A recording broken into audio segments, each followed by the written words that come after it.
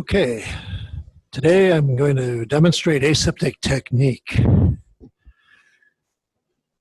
Well, before we begin to do anything in the microbiology laboratory, we should always be careful to, first of all, wash our hands thoroughly and then disinfect the work surface that we're going to be sitting at or working at. The work surface I'm going to work at today is right here, and I put some white paper down here so you can see a little more easily what I'm doing, what I have here. So this is a bottle of disinfectant, and I have a pile of paper towels. What I'm going to do is I'm going to disinfect this countertop, and I'll show you how I do that. But first, we've got to get rid of this paper, because it's just here to help you see the bottle. So the first thing you're going to do, or I'm going to do, is I'm going to take my bottle of disinfectant, pop the top, and then I'm going to pour a small amount on the surface.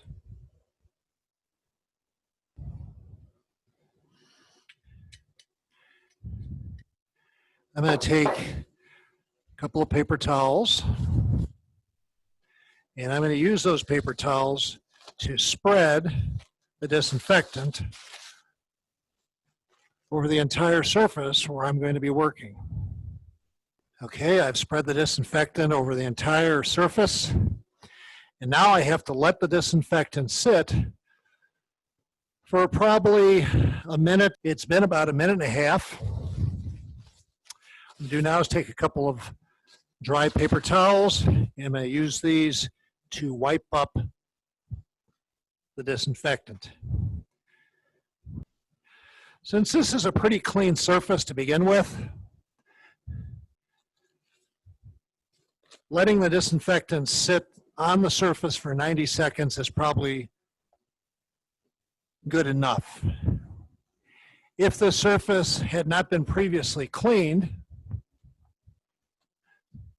I would have probably let the disinfectant sit for more like 3 or 4 minutes. But usually when you're working in a lab like this, the lab benches are usually pretty clean. They're cleaned regularly. And so 90 seconds of contact time with the disinfectant is more than enough.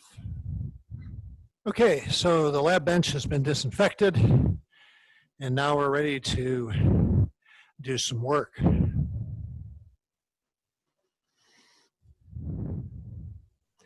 So what I'm going to demonstrate for you today is aseptically transferring material from a tube of broth within which a bacterium is growing to a tube of broth that is sterile.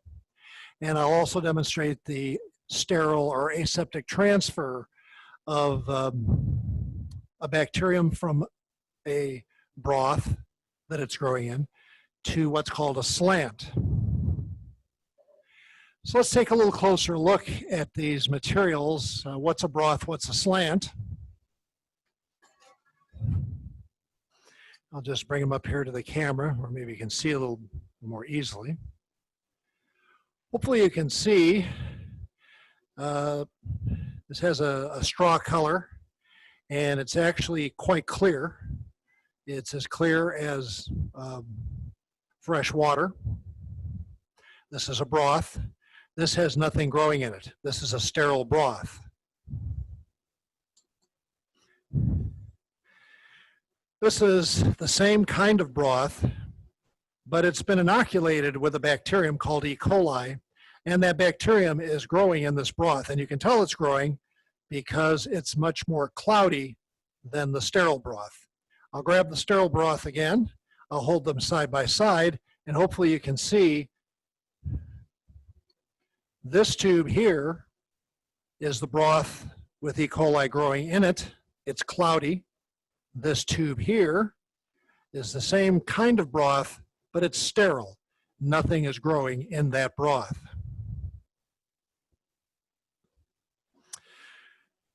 What's a slant? Well, this is a slant. It's a little hard to see on the camera probably. Let me get in front of my shirt. An agar slant is made by taking an agar solution that has been melted and then putting it into a tube while it's liquid, and then tilting the tube at an angle to let the agar solution harden. Agar is kind of like gelatin.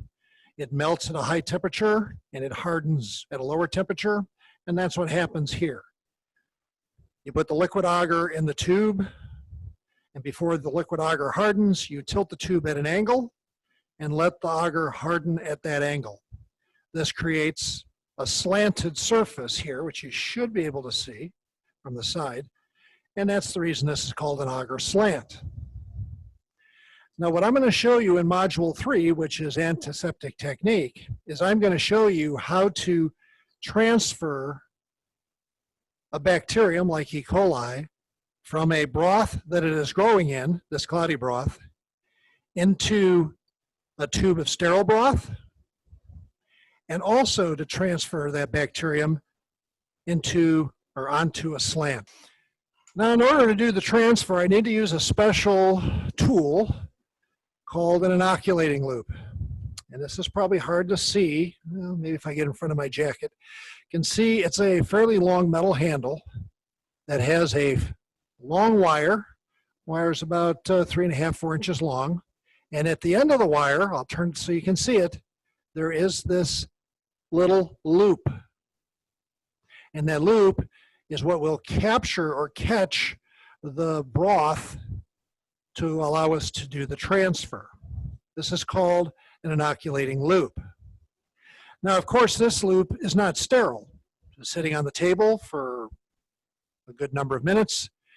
The bacteria from the table or from the air could be on that loop.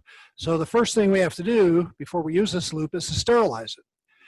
In order to sterilize it, we're going to use heat provided by the Bunsen burner flame. So here's a Bunsen burner. I'm sure you've all been through this. Turn the gas on, a striker, bing, bang, boom. You've got a flame. Hopefully you can see that. So what I'm going to do is take this loop and I'm going to sterilize it.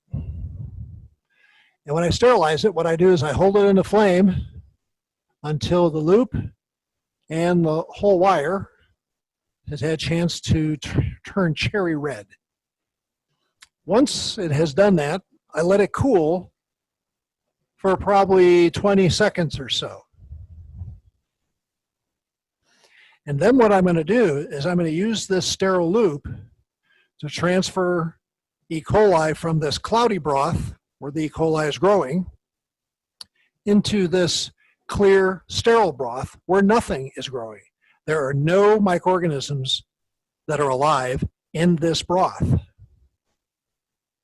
Once I've done that, I'll then take that first broth of E. coli, the one with the blue cap, this is the cloudy broth, and I'll transfer the bug to the agar slant. Now, something I haven't done is I haven't labeled the tubes. If you were doing this for real, you would label the tubes according to your lab manual. I haven't done that because I'm just trying to get through the video here and teach you the basics of the actual technique. I really don't have to show you how to label tubes, hopefully. You just need to know you need to label the tubes, and you need to label them according to the instructions in your lab manual. Okay, so my loop has been cooling for a while, not too long, so I'm not worried about it being contaminated. And now I'm going to take this loop and I use it to do the aseptic technique, the aseptic transfer of E. coli, cloudy broth, blue cap tube, to sterile broth, one with a white cap, and the slant. I'm going to adjust the camera so you get a little better view of what I'm doing. So hold on.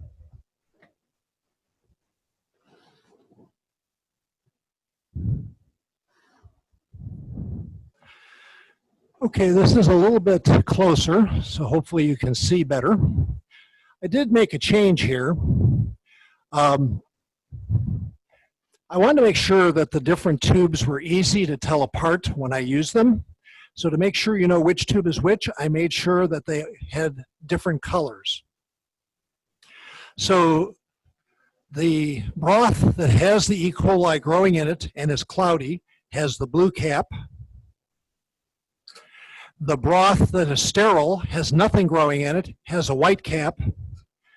And the slant, I swapped caps with this. Originally it had a white cap, but now the slant has a red cap. So hopefully there'll be no confusion which tubing I'm using with which tube. Okay, my loop has been sitting a while, so I don't want to take a chance that it's not sterile.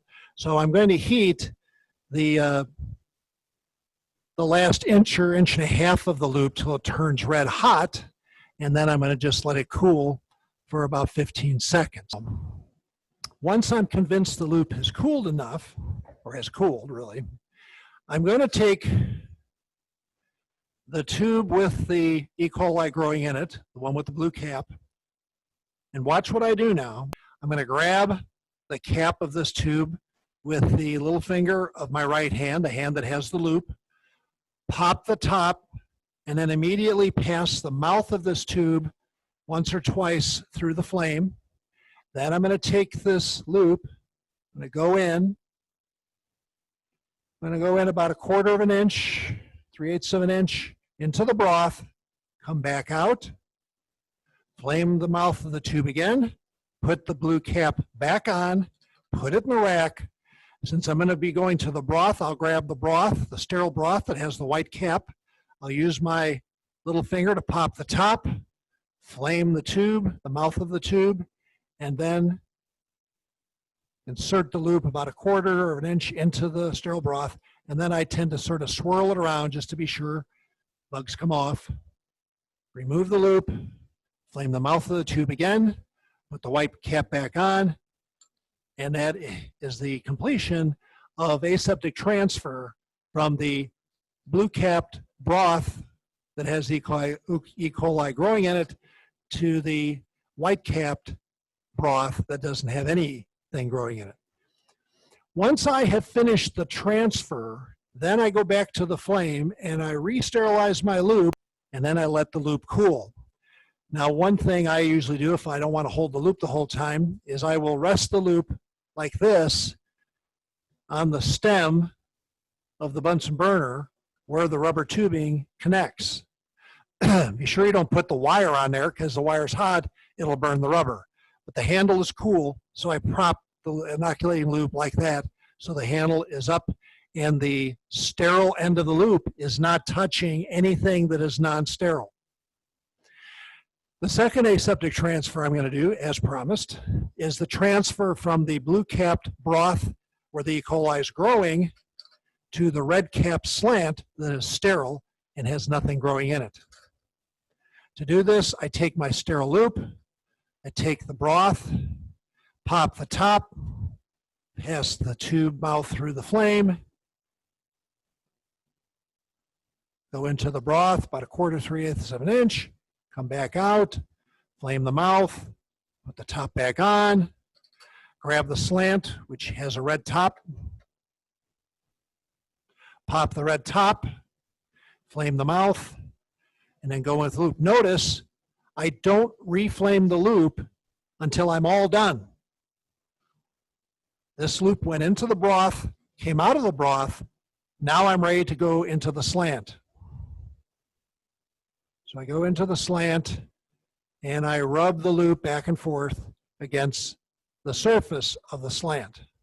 Once I've done that, I remove the loop, I flame the mouth of the tube that has a slant, and now I flame the loop. And that's it.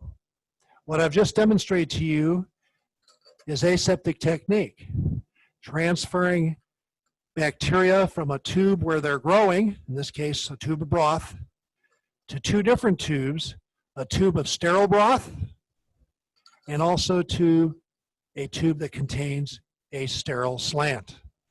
You need to disinfect the benchtop after you are done. Of course, when you come in to do your work, you're disinfecting the benchtop because you don't want to assume that the person before you disinfected the laptop when they were done. So you always play it safe. When you walk into the lab, don't assume the bench is clean. Don't assume the bench has been disinfected. Disinfect the bench, then do your work. When you're all done doing your work at that bench, remove everything off the bench and disinfect the work surface again to protect the people coming after you. Now, one other thing before I turn this video off. You might ask me, well, what do you do with these tubes after you have done the aseptic transfer? Well, the whole idea, of course, is to transfer the bacteria into a broth and onto a slant to get that bacterium to grow in the broth and on that slant. So what we need to do is we need to provide conditions under which the bacterium will grow best. It turns out that E. coli grows very well at 37 degrees centigrade. I need to make sure that I place these tubes in a rack, and I put that rack in a 37-degree incubator. You may not know what a 37-degree incubator looks like, so when I'm done disinfecting this work surface, I'll show you that incubator. Okay, I finished disinfecting the bench. I'm getting up out of my chair. I've turned to my left, and here on the left, to my left, is this white double-doored box. This box is an incubator. It's a very expensive oven. It's very expensive because the temperature needs to be controlled very precisely. This particular incubator has been adjusted, has been set to a temperature of 37 degrees C. Since E. coli grows best at 37 degrees C, I'm going to take this rack with the two tubes, open the door. Turns out it's double-doored. It's a double-doored system with the rack up here. Close the door right away so we don't lose the heat in the incubator. And then again, bing, bang, boom. The broth and the slant are now being exposed to 37 degrees centigrade. E. coli grows pretty quickly, so if I were to come back tomorrow, 24 hours, 18 hours actually would probably be fine. Within 18 hours, E. coli would have grown in the broth, and it would have taken that clear broth and made it cloudy, and it would have shown visible growth, kind of a white growth, on the surface of the slant. So there you have it. That's aseptic transfer from soup to nuts. I demonstrated transferring from a broth that had E. coli growing in it into a sterile broth, and then from that broth that had E. coli growing in it onto a sterile slant.